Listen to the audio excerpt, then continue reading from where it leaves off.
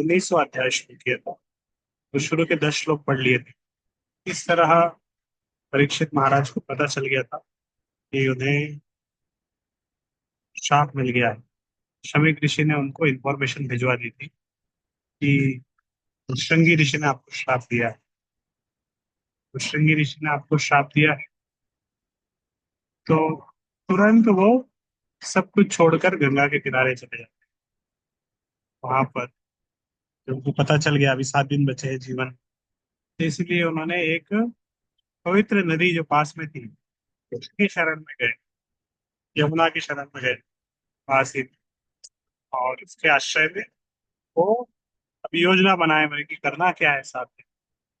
और कल हमने पढ़ा था कि इस तरह अलग अलग बहुत सारे जगह से बहुत सारे ऋषि मुनि सब उस स्थान पर आ गए। बहुत सारे ऋषि मुनि वगैरह सब उस जगह पर आने लगे।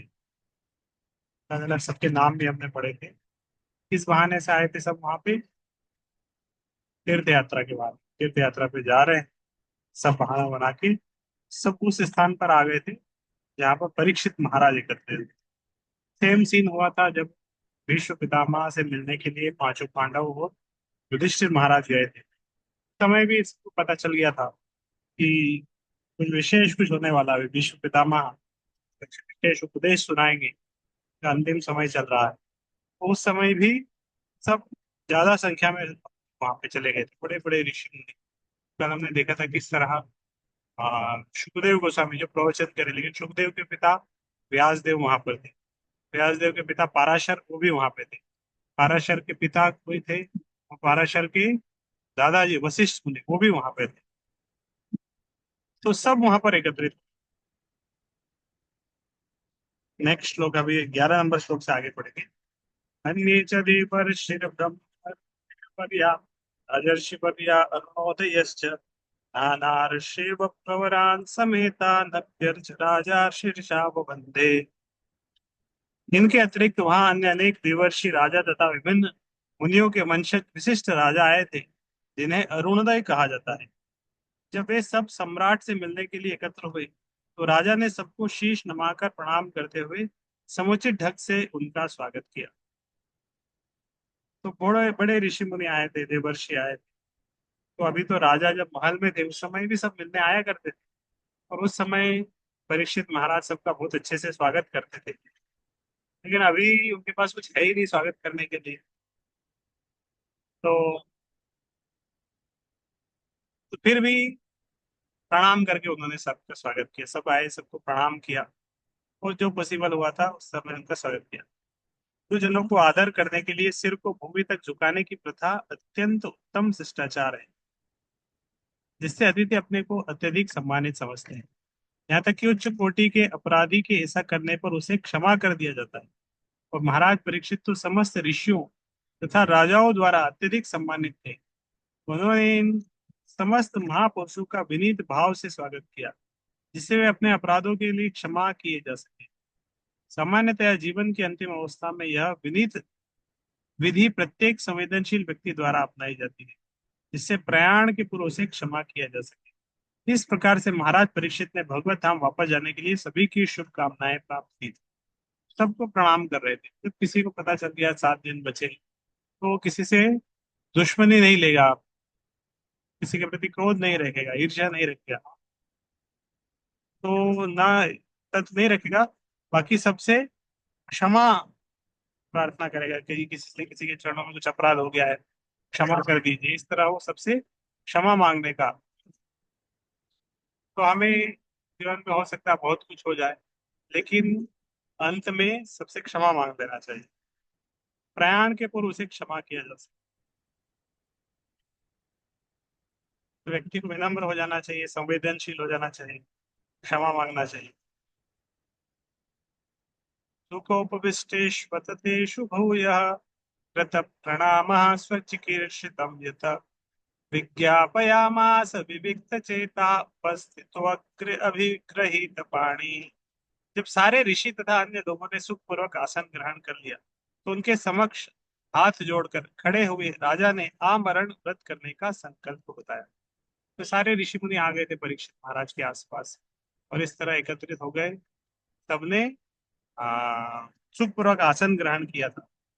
तो सब उनके समक्ष, सबको उन्होंने प्रणाम किया था, और सबको हाथ जोड़कर प्रणाम किया, और उन्होंने फिर बताया कि अब मेरे पास 7 दिन बचे हैं। अब मैं सोचा हूँ कि अब बिल्कुल समय वेस्ट नहीं करना है। कितना समय? यहाँ तक कि खाने पीने के लिए भी समय वेस्ट नहीं करना। खाएंगे तो समय उसमें जाएगा, पिएंगे समय जाएगा। तो ऐसा है कि अब मैं आमरण व्रत करूंगा, बिल्कुल ना कुछ खाऊंगा 7 दिन, ना कुछ पीऊंगा। यद्यपि राजा ने पहले ही गंगा तट पर उपवास करने का निश्चय कर लिया था, किंतु वहां पर उपस्थित महापुरुषों का अभिमत जानने के लिए नियम पूर्वक अपना निर्णय व्यक्त किया। पहले ही राजा ने इस तरह मन मन में सोचा था। अभी सारे ऋषि मुनि सब साथ में आ गए, तो सबको उन्होंने बताया भी कि ऐसा मैंने सोचा है। कोई भी निर्णय कितना भी महत्वपूर्ण क्यों ना हो, किसी न किसी अधिकारी द्वारा पुष्ट होना चाहिए। कोई निर्णय अगर हम लेते हैं तो किसी अधिकारी के द्वारा पुष्ट होना चाहिए। मान लो आपको बीमारी हो गई, घर में मेडिसिन, ऐसा नहीं कुछ भी मेडिसिन उठा के खा लें। हम किसी का प्रिस्क्रिप्शन लेते हैं, किसी के द्वारा उसको ऑथराइज करते हैं कि कौन सी लेनी चाहिए, कौन सी नहीं लेनी चाहिए। किसी अधिकारी के द्वारा वो चीजें पुष्ट होती, कोई भी निर्णय ले, इससे बात पक्की हो जाती है। इसका अर्थ यह हुआ कि उन दिनों जो राजा पृथ्वी पर शासन करते थे, वे गैर जिम्मेदार शाना तानाशाह नहीं होते थे। वैदिक आदेशों के अनुसार संतों तथा मुनियों के प्रामाणिक निर्णयों का पालन करते थे। एक पूर्ण राजा के रूप में महाराज परीक्षित ने अपने जीवन के अंतिम दिनों तक आचार्यों की सलाह लेकर नियमों का पालन किया। तो एकदम लास्ट स्टेज तक वो सबके सबकी सलाह ले रहे हैं, नियमों का पालन कर रहे हैं। राजोवाचा, अब परीक्षित महाराज बोलना शुरू करते हैं, और सबसे बोल रहे हैं। और उसके उनके सामने बड़े बड़े ऋषि मुनि, आ, बस सब वहां पर उपस्थित है।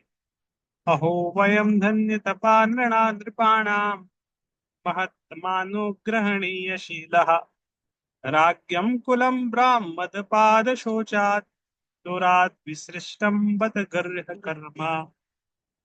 भाग्यशाली राजा ने कहा, निसंदेह मैं समस्त राजाओं में अत्यंत धन्य हूँ, जो आप जैसे महापुरुषों का अनुग्रह प्राप्त करने के अभ्यस्त है। सामान्यतया आप लोग राजाओं को किसी दूर स्थान में फेंका जाने योग्य कूड़ा समझते हैं।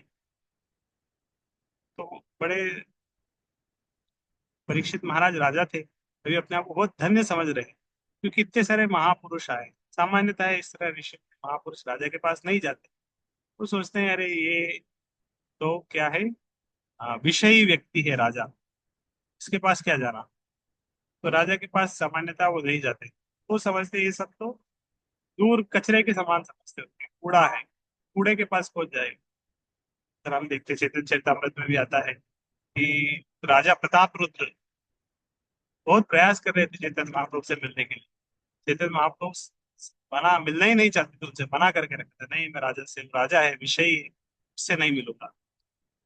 तो परीक्षित महाराज बहुत खुश हो गए, इतने सारे ऋषि, बड़े बड़े ऋषि मुनि, सब सब उनसे मिलने के लिए आए हैं। सब उनके अंतिम समय में उनके साथ में। तो उनको बहुत आशीर्वाद जैसा अनुभव लग रहा था। धार्मिक नियमों के अनुसार मल मूत्र धोवन इत्यादि को काफी दूर ले जाकर डालना चाहिए। भले ही घर से लगे स्नानागार पुस्तकालय इत्यादि आधुनिक सभ्यता की सुविधाएं हों, लेकिन उन्हें रिहायशी मकानों से दूर बनाए जाने का आदेश है। यही उदाहरण यहाँ पर राजाओं पर लागू किया गया है, जो भगवत धाम के मार्ग पर अग्रसर हो रहे हैं। भगवान श्री चैतन्य महाप्रभु ने कहा कि जो लोग भगवत धाम जाना चाहते हैं, उनके लिए करोड़पतियों के या राजाओं के घनिष्ठ संपर्क में रहना आत्महत्या से भी निकृष्ट है।